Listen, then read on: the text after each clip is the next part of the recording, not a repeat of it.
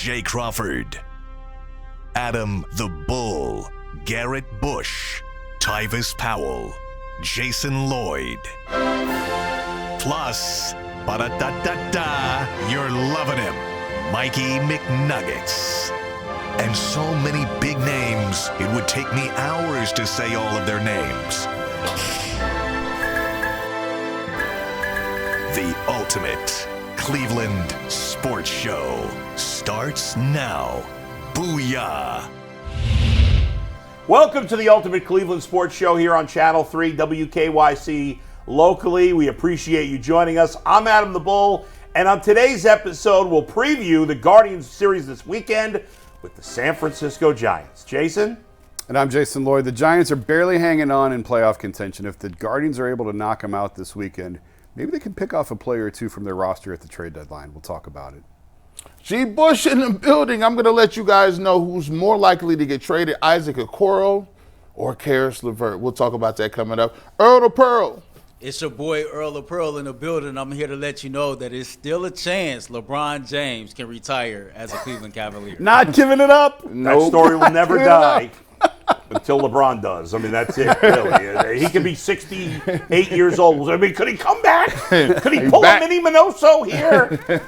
Guys, we'll get to LeBron and the Cavaliers later, but let's begin with the Cleveland Guardians. They took 2 out of 3 against the White Sox over the last few days, and now they begin their final homestand of the first half, or before the All-Star break. They play the Giants this weekend, Friday, Saturday, Sunday, before heading out on a road trip before the break the following week. We look at this matchup with the Giants. The Giants are yet another team that are on the fringe of playoff contention. We'll talk later if the Guardians win this series. Could it lead to maybe the Guardians going after some Giants players in a trade? But what are you looking forward to seeing this weekend, Jason, in the last home series before the break? Finish strong, run through the tape. Obviously, we have 2 All-Stars in Steven Kwan and Jose Ramirez. More will be added to that. I'd expect Josh Naylor and Emmanuel Clase for sure to be added to that. Guys I'm sure have their eye on the break and the schedule and a couple days off, but stay strong, run through the break, and finish strong with the series. I'm still a sucker for interleague play. I like seeing the National League teams. Like seeing the Giants, one of the traditional classic teams in the NL. So I want to see that, and plus, I want to continue to see some distance between them and now second place Minnesota Twins. We were looking at Kansas City earlier during the season. Now it looks like Minnesota's a little hot. I'm looking to try to secure right now the best record in baseball. The Yankees are sliding back a little bit. They've lost quite a few games, and now I'm looking forward to the Guardians finishing this first half out, and then putting some distance between them and Minnesota. And then we talk about it, trying to find some extra pitching to get ready for the playoffs. Guardians are 23 games over 500, which is best in the American League. They have the second best record in baseball. They haven't played as well the last week and change. They're 5-5 in their last 10 games. They were a season high at one point, 25 games over 500. So I'd like to see them get at least there by the time we get to the All-Star break. And if they sweep this series against the Giants, they would be 26 games over 500. The Guardians' play has been great for most of the season, but they've just been off lately in this stretch where they've lost 4 out of 7 between Kansas City and the White Sox. 2 teams that had previously been struggling. Obviously, the White Sox are playing particularly bad baseball. But, the pitching has been a little more up and down. The rotation's been up and down, period, the whole season. But even the bullpen's been a little up and down this last week. And it's something to keep an eye on because as great as the Guardians' bullpen has been, they have gotten a lot of work. Now, they've gotten a little bit of break this week. Some of the key guys haven't pitched as much this week. And so the projection or the pace that they're on for appearances has been knocked under 80, which is good. You don't really want a guy pitching half the games of the season. You want it to be a little lower than that, even for your best guys. Even a guy like Emmanuel Clase, who's, would love to pitch every day. But it's just something to keep an eye on here this weekend and really the last 10 days before the break is making sure they finish strong, as you said, Jason, go through the tape. You never know. I mean, all of us in life, when you know a vacation's coming, there's part of you that takes your foot off the gas. You're like, oh, just get through it. Just get through it. You start thinking about all the things you're going to do on vacation. And, so Some of these guys are probably tired. They've done a lot of work this season. They've overachieved to some degree. You hope there's no let up here in the final 10 days because they haven't been as good the last 2 series. Tanner Bybee goes tonight. He's been the ace of the staff as far as I'm concerned Yeah. all season long. I think Eric Miller's pitching for the Giants. That's a matchup that heavily favors the Guardians. Yep. Win this one tonight, start off 1-0, and really sort of throw a knockout punch. It's the Giants. We don't pay attention much to the National League, obviously, but they're one of those teams sort of hovering on the fringe of contention, and a lot of teams have a lot of decisions to make this month in terms of buy or sell, which direction they're going to go. We know where the Guardians are going to go. Hopefully, certainly they should be buyers at the deadline. Yeah, I mean, 25 days till the trade deadline. I mean, it's coming fast. It's getting close. Yeah. We're less than 4 weeks away, and we saw maybe the start of the dam break there with the Aaron Savale trade as he gets dealt from Tampa Bay to Milwaukee in the last couple of days. I think it was officially yesterday, but it was announced or it was reported the day before. And because there's so many teams in it, this is going to come, like, it may be where we'll see a trickle of trades between now and the deadline, and then the last 2 or 3 days, teams, there could be 5, 6, 7 teams that say, hey, we're out. Let's, so. But you're not going to know that till July 25th. Right. So we could see things get a little crazy those last couple of days. But for now, the prices are still going to be high from the sellers, which they should be, because there aren't many of them. But also, if you make a trade now, you get a leg up because you get more starts. You get more time for that new player to transition. We don't think about that as much in baseball, but it can be an adjustment for guys when there's trades. Sure. Are you a little worried about the fact that if the better that they perform throughout the rest of the regular season, it may give a signal to the front office that team has all it needs? Is that a thing that you worry about? Well, Jason talked in the other show before, about what Chris Antonetti said on with John Heyman recently, and I saw it too, and I'm convincing myself he just doesn't want to spill the beans at all. He's playing coy, and he does keep everything close to the vest. It's not like he's very animated or very forthcoming in his conversation, and maybe he's trying to just tamp down expectations, and maybe it's because they won't make a trade, or maybe it's because he's not sure if he can pull it off, and we'll see. Ultimately, it would be a crime against humanity and I'm exaggerating, obviously, but it would be a crime against this team if they did not make moves to improve it. They should be absolutely all in this year, Jason. They're the best team in the American League right now, but on paper, I still think Baltimore's a little better, and I still think the Yankees are a little better on paper, especially in the starting rotation. But this team needs a number 2 hitter and a front to middle starter desperately, and those 2 things alone, okay, let's go. Perfect world, you do even more than that, but you need a 2-hitter and you need one more starting pitcher. Yeah. I'm not convinced they're going to deal for a starting pitcher based on the conversation, that interview that we're talking about, Chris Antonetti with John Heyman. I think he was tempering expectations for pitching. I do think that they'll make a move. They're going to be active. You have to add to this roster with the position that they're in. I'm just pessimistic now that it'll be a starting pitcher, which obviously probably is their most pressing need. But because of not even the contract price on the player, but just the prospect price and what you'd have to give up, I'm just not optimistic that they would pull the trigger on that. But I look at this roster and say Josh Naylor has a year and a half of team control remaining, and a lot of times they deal guys with a year left or so to maximize return, obviously, rather than losing a guy as a free agent, getting nothing for him. Stephen Kwan's entering arbitration starting next year, so you're down to 3 years of control there. The clock is constantly ticking on this team. Jose Ramirez, all the money that he gave back to stay here, don't you owe it to these guys to push all in to maximize the opportunity when the window's in front of you? And the window is right now. This team is ready to win right now. They just need a little bit of help. And the fans have done their part. Not that we could argue whether the fans need to do their part, but the fans have. Yeah. Attendance in the last month has been fantastic. They sold out a game against the White Sox on Wednesday. It was Dollar Dog and fireworks. But still. In the past against the White Sox in the middle of the week, they would have had a bigger crowd with Dollar Dog and fireworks, but they may not have sold out. Right, I don't know. Right. But overall, the attendance has been so much better. The fans have done their part. The players have done their part. The manager's done his part. Now it's time for the front office and ownership to pony up, whether that's prospects or money. Get it done and give this team a better chance to win when it matters. All right, folks, when we come back, we're switching gears from the Guardians to the Cavaliers. Who is more likely to be traded of the others, not the big 4? That's next on the Ultimate Cleveland Sports Show on WKYC.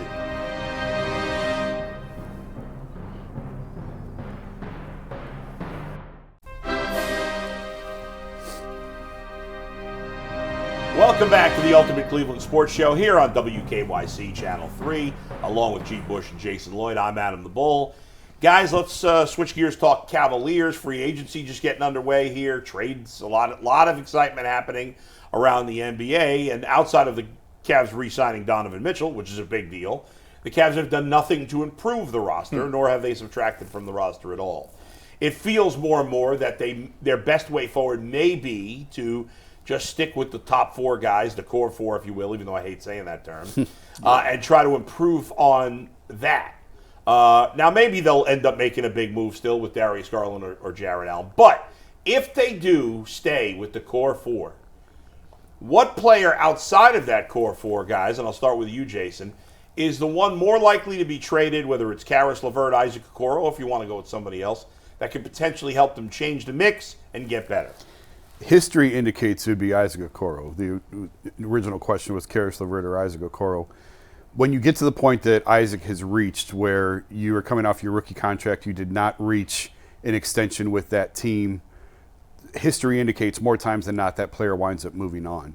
And there's a couple of teams out there with enough cap space that if someone were to offer higher than the mid-level, which is around $13 million this year, the Cavs probably would, they could match it, but they'd probably prefer to move on in a sign and trade type deal and get something else for him, because they had the opportunity to extend him last year and chose not to. So that sort of tells you where they stand with him. And if I'm another team, I know the limitations that Isaac has shooting, but he has improved every year as a three-point shooter. He's such a tough physical defender. He's still only 23 years old. You still have to believe his best basketball's in front of him.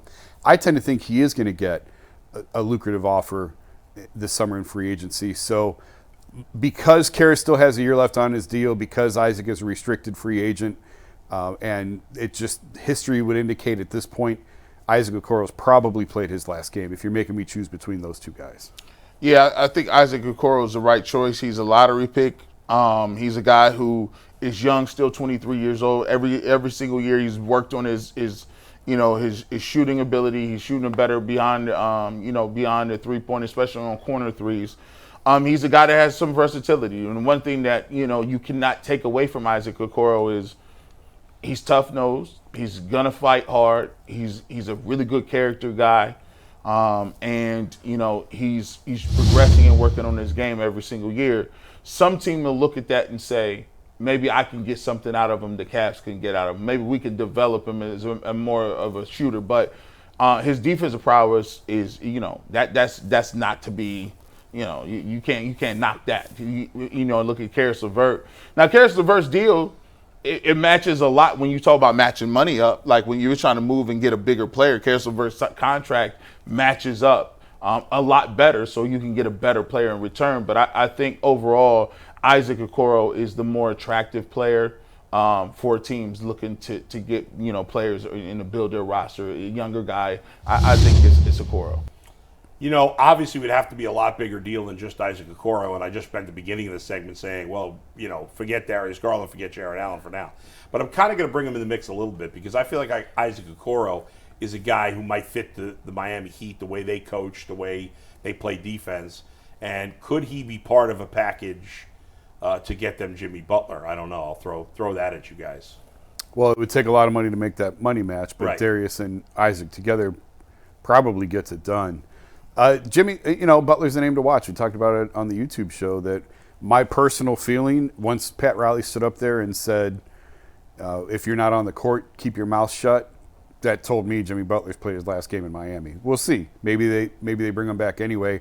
Obviously, we know now Jimmy wants a new deal. He is getting older. I think he's 35.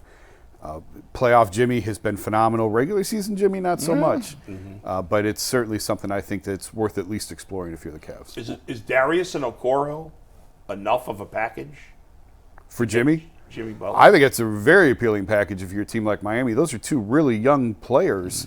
Yeah. I mean, Darius is making a lot of money, but those are young players that you're trading a guy really at the end of his career for two guys who still have their best basketball in front of them. I think that'd be very appealing. And injuries. He didn't play in the playoffs. Yeah. He's getting up there a little There's bit. risk on the Cavs side to do something like But that. you'd have to do it if you were the Cavs, wouldn't you? That's your all-in move. That's certainly your all-in move. If you're looking at putting the ball in Donovan's hands, Jimmy is the wing that they've needed a wing outside of LeBron. They haven't had a wing in 25 years. It's been LeBron or a combination of trying to make Max Strus a three, Alonzo G, Jamario Moon. Oh, boy. These are the guys that have Alonzo G. He was Isaac, good for a minute, Isaac Alonzo G. Okoro. These are the guys who've played that small forward spot when LeBron wasn't here. So I guess it's been the a long question time. is, with Jimmy Butler instead of Darius and Okoro, are the Cavs a legit championship contender? If Jimmy's healthy in the playoffs, yeah. I think that helps close the gap on Boston. I do. And because it gives them – Boston is long and athletic. That's what they are. Yeah. And they're switchy. They can switch 1 through 5 with a lot of the lineups that they deploy on the floor.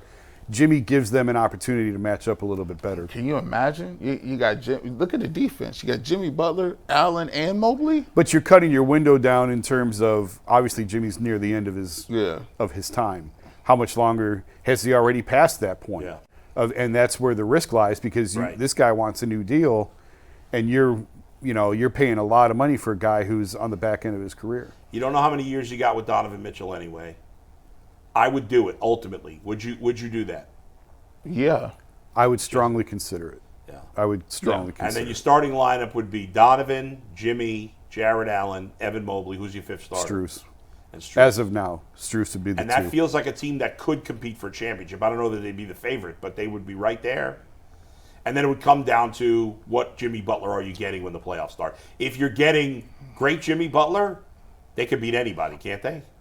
If they get Jimmy Butler and you get an Evan Mobley that's improved, you talking now. I mean, you never know. Look at how the playoffs unfolded this year with Giannis going down to Milwaukee. You never know how injuries are going to. Sure. But yeah, I would give the Cavs a puncher's chance in that instance. And doesn't that feel like a type of team that some other good player would take a mid-level exception or sign after the trade deadline next year to come here as a final piece or something? Well, and honestly, by including Okoro in the deal, it triggers different type of cap rules that we don't need to get into now. Yeah. But you really have to look at the salary cap, and we talked about this before on the show.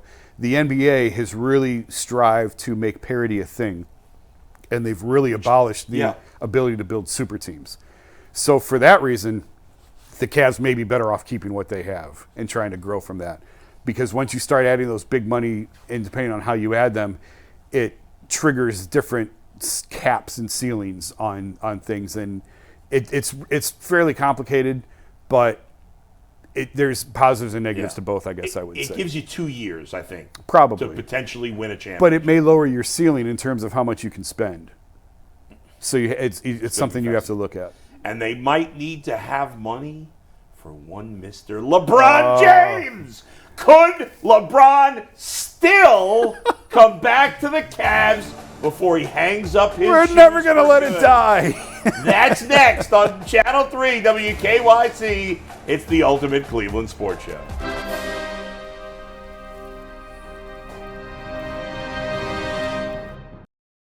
I work Saturday.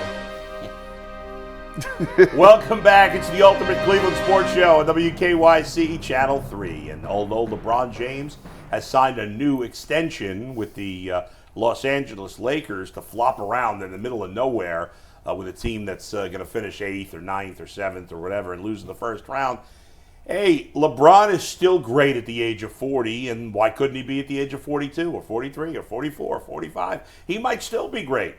For now, it feels like the window is closed on him coming back for a third tour of duty in Cleveland. But windows were meant to be open there, Jason Lloyd.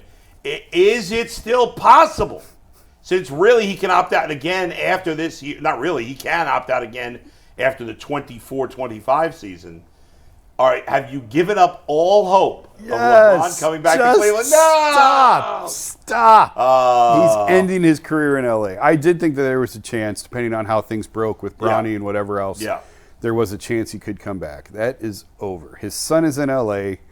He's playing with his kid. It's what he wanted. Yeah.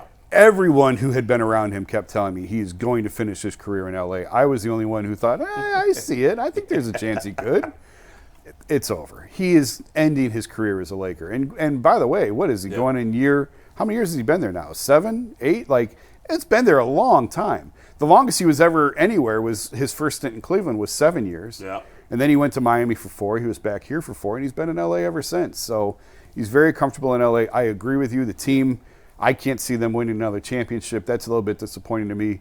But it is what it is. He's probably more than likely going to finish his career with 4 championships. G, let me throw a scenario to you. Yeah. The year is 2027, 26. When is Bryce going to get drafted? What year? Stop. What year? He would be 42. He would be 42. Whatever year it is, 26, 27. Bryce James gets drafted by the Cleveland Cavaliers.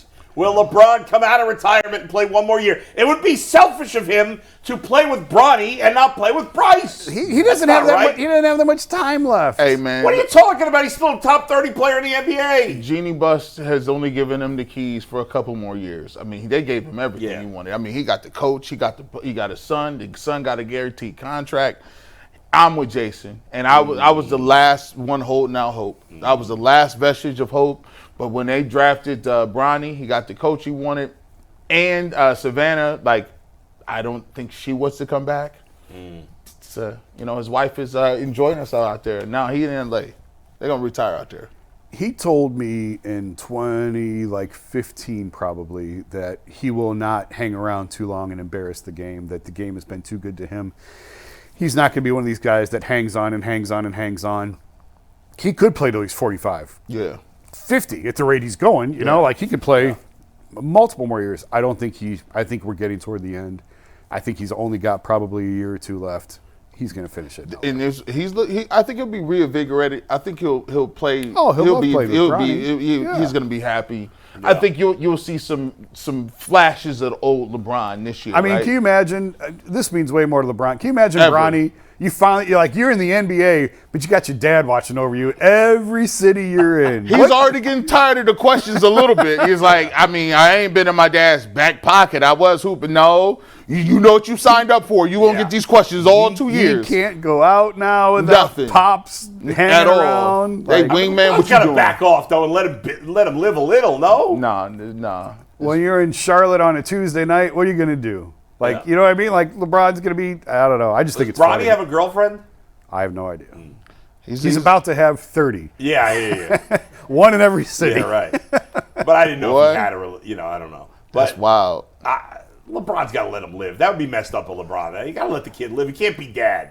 He can't be dad on the team. That's not right. How does this work? Like, does we need to interview Ken Griffey, the Griffies. Yeah. Right? He's like, yo, is Bronny telling like groupies like, nah, you messing with my moms. Like, yo, you affecting my birth. Like, what you doing? Like, this is strange. Like, what stays on the road happens on the road, right? Like, this is wild. This is unprecedented, Jason. This is unprecedented. Wow, the Griffies in the 80s. I mean, but this is the NBA. This is NBA basketball. You don't city think to Ken city. Griffey Jr. was having a good time? I mean, but senior ain't LeBron. It's Bron. Oh, fair, but he was he was a really good player in Seattle, in LA. These guys, this is crazy. This is crazy. It is crazy. And it's going to be interesting to see their dynamic on the court. Like, I mean, I don't know how much Bronny's going to play, but I'm sure he's going to play some. You going to yell at him? Yeah. He yells at everybody. LeBron don't move on defense, and then he yells at you because it's your fault. I mean, are they going to be cryptic press conferences? What is Is Bronny going to yell at LeBron? That's wild. How about that? And what is Move your feet, Dad? And what does Anthony Davis think? Is Anthony Davis like, come on, man, I can't win. Can I bring my son in? let me bring my trainer in. I don't know, bro. I have no idea. The first time that Brian talks to the media, be like, yeah, we can really use a point guard. The headlines is going to be crazy. Yeah. It's like, Bronny can't play tonight. I've grounded him.